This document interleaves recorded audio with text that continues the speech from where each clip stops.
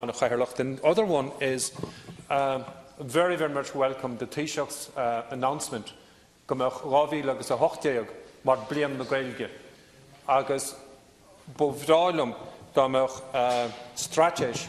ag an teach seo ag an Seanad seo ó híomh Bliain Na Gaeilge agus tá bhrí sin ar an orsa Chairloch de hacaíocht agus tacaíocht an cheanada an líder go gcuidí iarratas ag an Coiste Committee of Procedures and Privileges CPP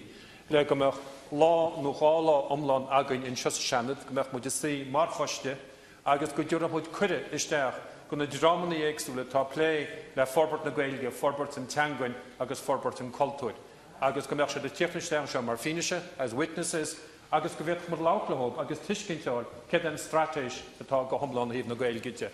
And I believe that would be a very, very significant message for us as senators, as a House, to give out there and show our total support for the Irish language and culture. Go raibh míle maith againn.